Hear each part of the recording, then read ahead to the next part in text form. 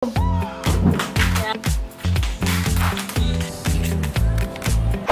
Katekis! Ayan, welcome back again sa aking Liz Tech Channel. So, nandito naman ulit ang inyo Ate Liz for another video. And for today's video nga is, magbibigay ako ng update or months of using with this newest Oppo A3. Kasi naman, this is the strongest A series ng Oppo. At deserve nyo namang malaman ang performance talaga nito. Kung sulit ba talaga siya, no? Kahit ilang buwan or ilang weeks na natin siyang nagamit. So, huwag natin patagalin pa, Kateki. Ayan, magsimula na tayo.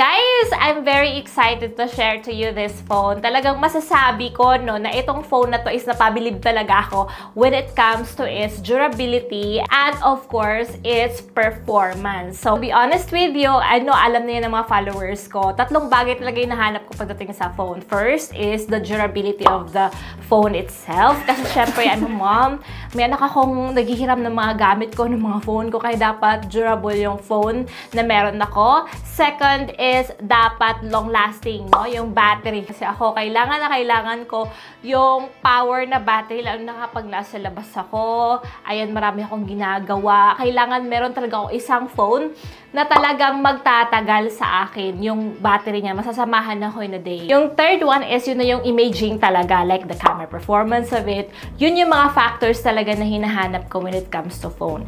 And I'm happy naman that I was able to experience that with this strongest Oppo A series ng Oppo, which is the Oppo A3. So ayan, I seriously tested it for like how many weeks already para makita ko talaga yung performance ito. If durable ba? And hindi naman ako binigo sa phone na ito kasi talaga namang nakita nyo naman on how durable it is and reliable this phone is.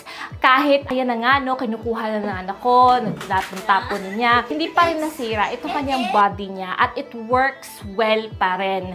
At ayun na nga, no, isa sa amaze ako kasi kahit basa yung kamay ko or kahit basa yung screen ng phone, gamit ko pa rin siya na hindi ko na kailangan na punasan yung kamay ko para maging dry at para magamit ko ulit yung phone na ito. Kasi ayan, even if yung phone namin, ayan, tinas nga yan ng pamangkin ko while naghugas siya, ayan, talagang magagamit pa rin niya diretso yung phone without worrying na baka mabasa siya kasi nga meron naman siyang multiple liquid resistance. It really function well, guys, even if nabasa siya. Kahit may sprinkle ng water or something, hindi siya masisira agad-agad. So there nga, as we experience, makita kong reliable ang phone na to when it comes to those things.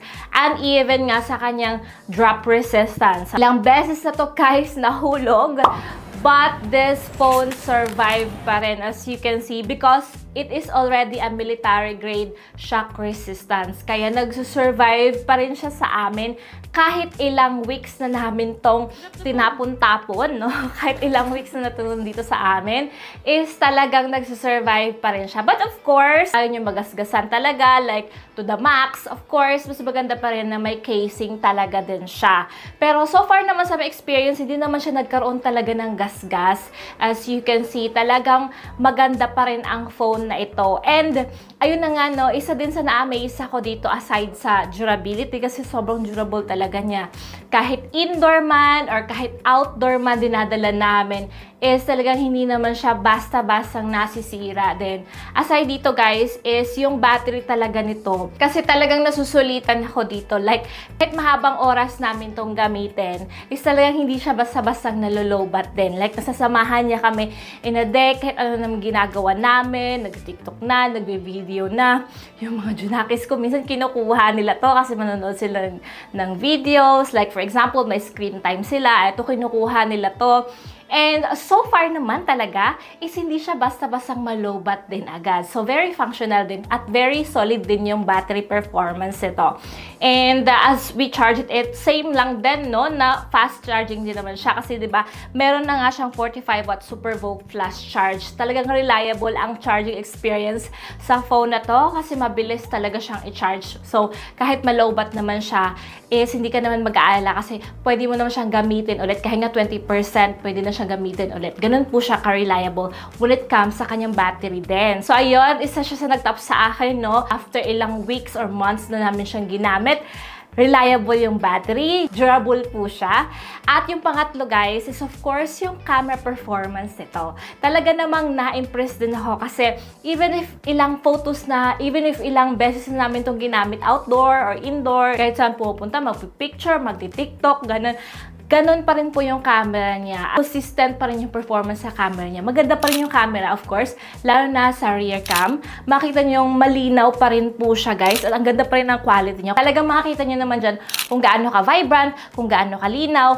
Etong kanyang camera performance. As you can see, there's mga sample shots namin. Talagang na-enjoy ko yung camera performance din ito. So, yes guys, as you can see, ilang months na to sa akin, but na-enjoy ko pa rin siya at nagsusurvive pa rin siya sa amin. So, durability check, ilang beses na nahulog, nabasa, lahat-lahat na ata. Pero still working fine. Then, yung camera, of course, nakita nyo naman, ang camera is maganda pa rin siya guys. Even sa low light shots, ay makita nyo naman kung gano'n din naman kaganda yung shots niya. Then, of course, ang kanyang battery. Talagang ang battery charging talaga ako. Isa din sa na-impress dito. Mabilis siyang i-charge at matagal po siyang malobat. At yung screen nga din niya, di ba kung makita nyo dyan, kids nowadays, parang naging impatient na rin sila minsan. So, nakikita ko naman, natitest ko naman sa anak ko, no, kung ma-high blood ba siya sa phone na to. And so far, hindi pa naman siya na-high blood dito. Kasi mabilis naman din kasi siya. So, kahit mag-scroll siya, ayaw niyo yung video, mag-scroll up siya, na-scroll up din naman, nare-read naman agad. Mabilis naman yung transition din ng phone na to. So, hindi siya nagagalit kasi wala naman siya na-experience na lag so far. While nag-scroll-scroll yung anak ko with this phone, nai-enjoy niya kasi hindi siya naglalag, guys. So, that is the advantage, of course, with this highest variant na 8GB RAM and 256GB ROM. Kasi kahit ayun, madami ng files, madami ng apps, photos, videos na naka-store dito, talagang hindi pa naapektuhan yung whole performance ng phone. Smooth pa rin naman siya. Kahit ilang weeks na to sa amin, talagang napapakita naman siya ng consistency, reliability, durability, performance dito sa amin. And ayun na nga guys, what is good news pa is available na po, yes, available na po ang higher variant nito, guys.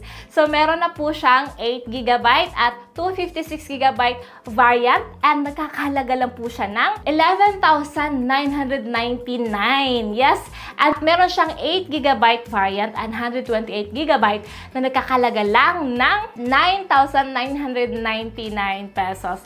And yes, available na po yan nationwide. So, pwede na po kayo maka-purchase. Available color, of course, etong Starlight White na hawak ko ngayon at ang kanilang Sparkle Black. So, nasa inyo na yan kung ano yung gusto nyo, black ba or white. But for me guys, I prefer this white color. It's super nice. Elegant talaga siya. At hindi mo akalain na sa kanyang body na ganito is durable siya. Kasi nga naman, it looks fragile pero it's not. It's very solid guys. Nakita nyo naman ang aming experience with this one. And talagang na-impress ako sa phone na ito. Ito lang masasabi ko guys. Kung gusto nyo ng durable na phone, gusto nyo ng power yung battery, at gusto nyo ng maganda yung camera, sobrang sulit talaga niya. And ayan, of course, available din to sa mga e-commerce like Lazada, Shopee, and TikTok Shop. So, i-visit nyo lang yan. Sa aking description box, ibibigay ko lahat yung link doon para hindi na kayo mahirapang maghanap pa ng mga links na pwede kayong mag-purchase. So, ayan guys, so far, na-enjoy naman ako sa performance ng device na ito. Ayun, marami pong salamat ka-techie sa panonood. I hope na na-enjoy kayo dito sa months of using ko with this strongest Oppo A series ng Oppo, the Oppo A3. Talagang masasabi kong hashtag Oppo lang sa kalam. Ayan. Salamat po sa panonood and see you again till my next video. Bye!